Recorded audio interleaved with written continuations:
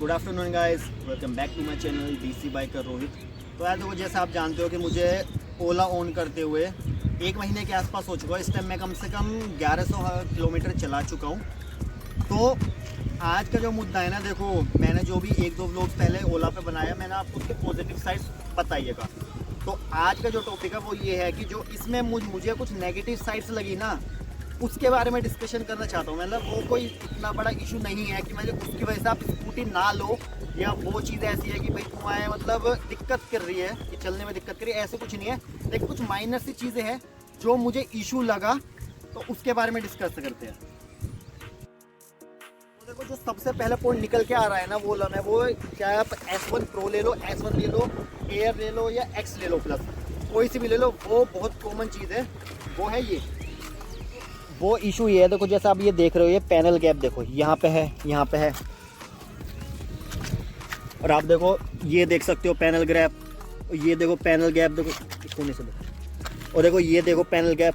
मतलब अगर आप देखोगे ना, देखो ये स्कूटी में ये पैनल गैप आपको हर जगह मिलेगा। मुझे ले लो, तो ये पैनल गैप स्कूटी में आपको हर जगह मिलेगा। देखो इसका मैं रीज़न बता देता हूँ, क्योंकि देखो मैंने बहुत वीडियो देखी है, लोग पैनल गैप के बारे में तो बात कर रहे हैं, लेकिन इसका रीज़न नहीं बता रहे कि कंपनी वाले इस पैनल गैप को दूर क्यों नहीं कर पा रहे। उसका रीज़न मैं आपको बता देता हूँ। देखो उसका रीज़न ये है, तो जैसे हम नॉर्मल हमारी बाइक होती है, इवन जो स्कूटीज़ होती है जैसे एक्टिवा, जुपिटर या कुछ भी हो, उसमें जो पैनल को जोड़ा जाता है ना, वो आपने नोटिस किया होगा, वो स्क्रू से जोड़ा जाता है। जैसे पैनल गैप है तो यहाँ से स्क्रू फिर रहा होगा, तो इसमें क्या है, कंपनी ने इसमें स्क्रू नहीं दिया, इसमें हिंजेस दिए हुए इस तरीके से लोग के।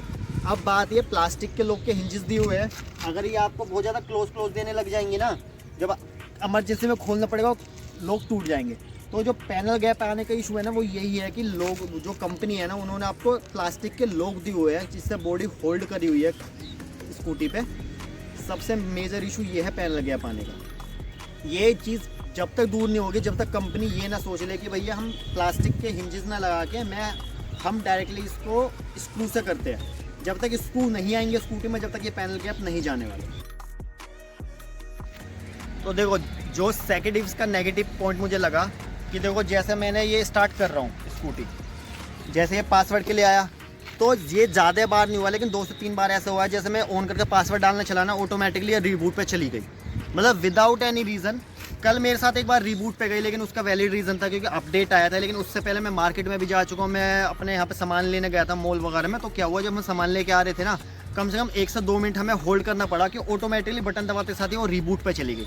अब देखो यार, ये रिबूट पे क्यों जा रही है, क्यों नहीं जा रही, देखो इसका रीज़न मुझे नहीं पता। लेकिन हाँ ये है कि जैसा मुझे मतलब सुनने को मिला था कि ऐसे रिबूट पे चली जाती है, फिर ओला को टो करवाना पड़ता है, धक्के मार के ले जाना पड़ता है। तो देखो ऊपर वाले की कृपा से मेरे साथ एटलीस्ट ये चीज़ नहीं हुई। हाँ रिबूट 2 से 3 बार हुआ है, लेकिन ये ईजिली टैकल हो गया। मैंने 1 मिनट इंतज़ार किया, 2 मिनट इंतज़ार किया, अपना रिबूट हो गया, दोबारा से ऑन होकर चलने लग गए, तो उसका कोई इशू नहीं है, ठीक है।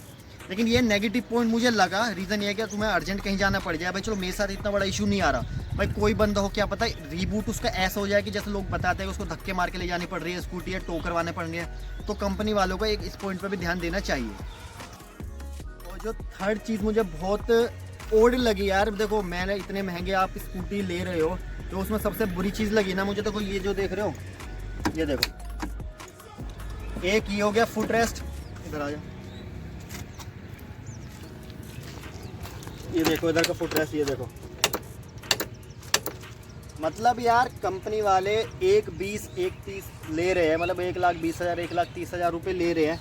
तो यार ये बताओ, देखो क्या मतलब है, मतलब फुट रेस्ट किस तरीके का, मतलब यार कोई 50-60 हज़ार की बाइक भी ले लेगा ना, स्कूटी साइकिल तक भी ले लेगा ना, इतना इशू उसमें भी नहीं आता। इसमें देखो मतलब क्या है, 1,30,000 की लेके क्या फ़ायदा इस चीज़ में। और इतने ज़्यादा हल्के हैं ना, कई बार तो बैठने में इस तरीके से लगता है कि थोड़ा सा भी वजन डाला कि चलो हम तो पैर रख के बैठ जाते हैं, लेकिन जैसे घर में लेडीज़ है, भाभी है, मम्मी है, डर ये लगता है इन्होंने ज़्यादा वजन डालो कहीं से यहीं से ब्रेक ना हो जाए, क्योंकि बहुत लोगों का ये इशू आया है। और यही चीज़ इसके स्टैंड के साथ है, मतलब एल्यूमिनियम का स्टैंड है, देखो कितना पतला है, लोगों के ब्रेक होने के बहुत केसेस आए हैं।